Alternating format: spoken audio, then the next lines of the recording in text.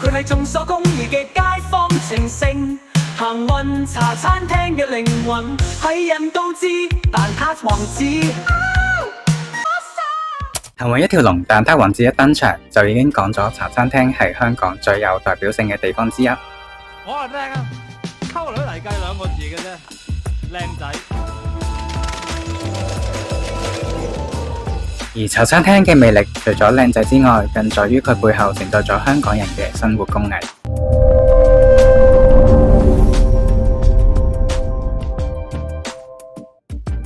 Hello， 歡迎收睇《浩哲當下》，我係浩哲。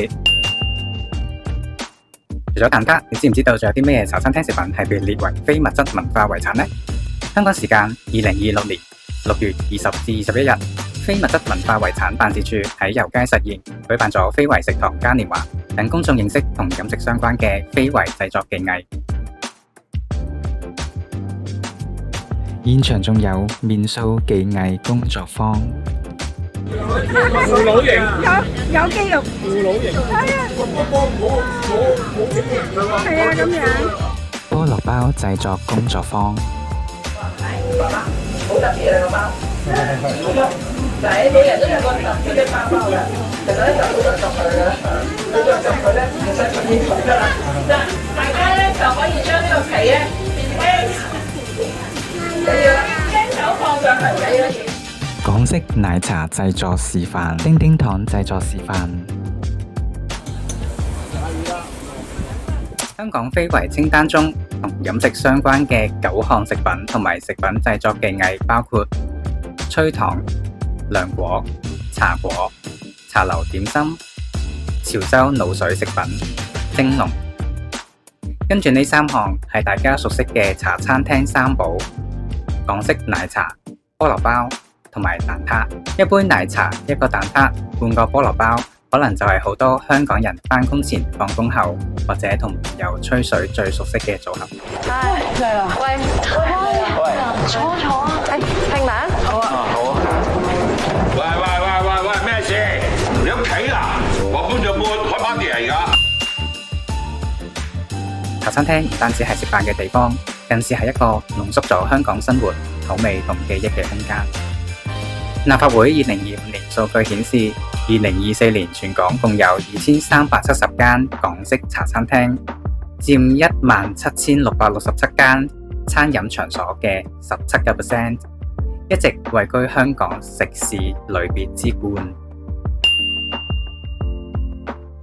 戰後嘅香港，冰室首先出現，賣飲品三文治，簡單輕食。後來冰室嘅食品越嚟越多，由早餐到午飯，由奶茶到焗飯，慢慢變成咗今日大家熟悉嘅茶餐廳。換句話講，茶餐廳唔單止係憑空出現嘅，而係香港人按住生活節奏，一步一步食出嚟嘅文化。佢既有西式餐廳嘅影子，亦都有本地街坊嘅味道，最後慢慢變成今日大家最熟悉嘅香港日常。茶餐廳最厲害嘅地方，唔係佢賣得快，而係佢將香港人嘅生活、口味同記憶一齊端上咗台。不過，茶餐廳雖然經典，今時今日嘅經營環境卻一啲都唔容易。近年租金、人工、食物成本不斷上升，再加上大型商場餐飲競爭激烈，外賣平台改變消費習慣，好多茶餐廳都面臨好大壓力。好多時候，茶餐廳面對嘅唔單止單純食物好唔好食，而係整個經營模式越嚟越難做。之前咧，其實香港係好受保護嘅一個地方嚟嘅，而家咧就要競爭啦，要消費上層面上要同深圳競爭嘅。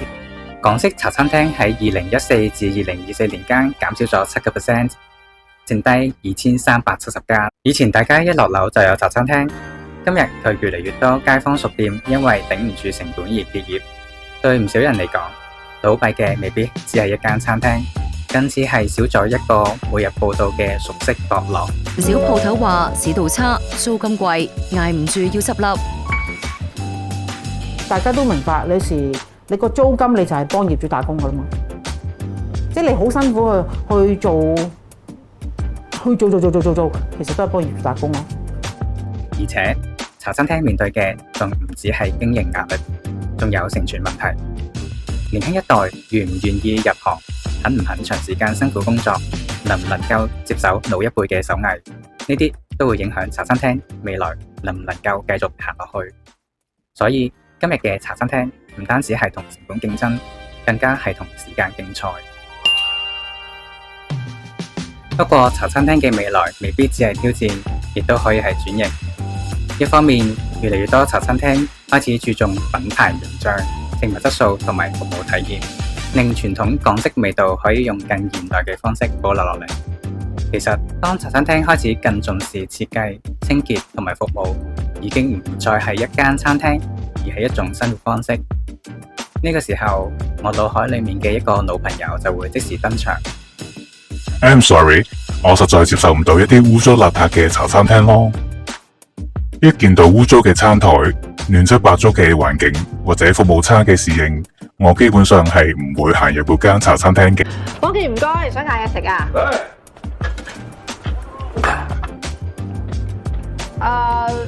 我想要個菠蘿油，凍檸茶少條，唔該。邊個香港人？哎呀，講英文啊嘛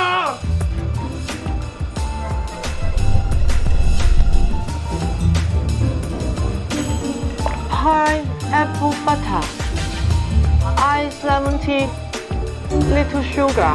講英文啊！ I'm talking English now. 極難死嘅英文啊 ！A 餐、B 餐、C 餐、D 餐，要邊個餐？我需要嘅係一間有設計感、企理乾淨、食物精緻、坐得舒服嘅茶餐廳。咁樣先 match 到我嘅生活品味㗎嘛。如果連環境都唔講究，又點樣可以稱得上係享受生活呢？其實 Prince Perfect 嘅要求雖然挑剔，但亦都反映咗一個現實。今日唔少人到茶餐廳已經唔再係想追求速度，而係想食得舒服、坐得開心。另一方面，茶餐廳本身嘅文化魅力，其實越嚟越受年輕人同埋遊客歡迎。如果話非遺嘅價值係要保留一座城市嘅記憶，咁茶餐廳正正就係香港最貼地、最真實嘅其中一頁。一間茶餐廳可以承載一代人嘅早餐、午餐、宵夜，甚至人生階段嘅回憶。我認為茶餐廳要行落去，唔一定要變到自帶 Uber， 但係一定要保留嗰份香港人熟悉嘅速度、味道同埋人情味。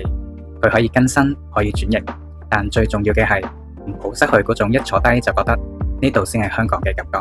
你覺得呢？你最中意嘅茶餐廳食品係咩呢？茶餐廳對你嚟講有啲咩回憶同埋意義呢？歡迎留言同我分享。日見天際，哲思當下。如果你中意呢一類從日常出發、深度思考社會百態嘅內容，記得俾 like、訂閱同埋分享啦。我哋下集見。